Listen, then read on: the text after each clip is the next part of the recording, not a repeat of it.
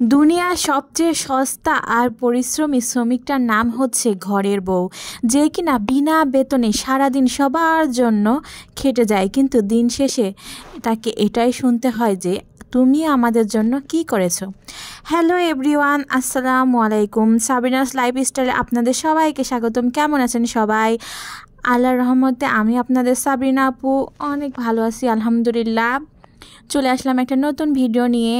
অনেক দিন ভিডিও দেওয়া হয় না, সো সেই জন্য মনে করলাম আজকে একটা বড় ভিডিও বানাই। আজকে তো বছরের শেষ দিন, যাই হোক, তারপর নতুন বছর কালকে থেকে শুরু হবে। দোয়া করি যে সবার মনের আশা যেন নতুন বছরে পূরণ হয়ে যায়। আর এই তো আজকে আমি বিকাল থেকে ভিডিওটা শুরু করছি। চাপাটি খেতে মন চাইছিল, তাই হচ্ছে চাপাটি বানিয়ে নিলাম। এটা হচ্ছে বেশি কিছু নাই, রেসিপি বলার মতো আমার মনে হয় সবাই হচ্ছে চাপাটিরা বানাতে পারেন, তাই রেসিপিটা আর বললাম না। পেঁয়াজ মরিচ দিয়ে এমনিতেই হচ্ছে ময়দা দিয়ে গুলিয়ে চুলায় ভেজে নিলেই হয়ে যায়। আর এই যে সবজিটা কাটছিলাম আপনার সবজি খিচুড়ির জন্য, কিন্তু সবজি খিচুড়ির আর রেসিপিটা নেওয়া হয় নাই। পরবর্তীতে রাত হয়ে গেছে, তো আমার আম্মু হচ্ছে করলা ভাজি করছিল, সেই করলা ভাজির একটু ক্লিপ নিয়েছিলাম রাতে। করলা ভাজি, আর করলা ভাজি অনেকেই বলে যে তিতা লাগে খেতে।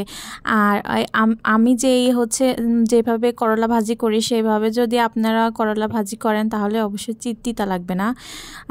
প্রথমে হচ্ছে পেঁয়াজ মরিচ ভালোভাবে তেলের ভিতরে দিয়ে তারপরে হচ্ছে করলাটা আস্তে জালে ভালোভাবে ভেজে নিলেই সুন্দরভাবে খেতেও ভালো লাগে। তারপরে এই তো করেছিলাম হচ্ছে ডিম রান্না করেছিলাম, সমস্ত মশলা দিয়ে কষিয়ে, মানে ডিমটা কষিয়ে হচ্ছে রান্না করছিলাম।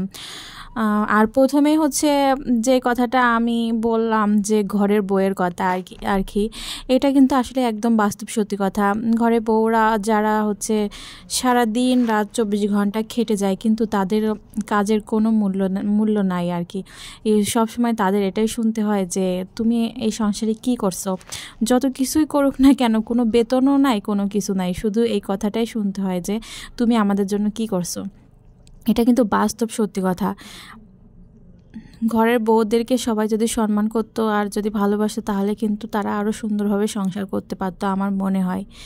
এই তো আমি ডিমে হচ্ছে পানি দিয়ে দিয়েছি, ঝোলের পানি। তারপরে পরিমাণ মতো ঝোলটা শুকিয়ে নিলেই হয়ে যাবে, যে যতটুকু পছন্দ করেন আর কি। ডিম রান্নার কালারটা কিন্তু অনেক সুন্দর আসছে, তাই না? সবার কাছে কেমন লেগেছে আজকের ভিডিওটা অবশ্যই জানাবেন। সবাই অনেক ভালো থাকবেন। আসসালামু আলাইকুম।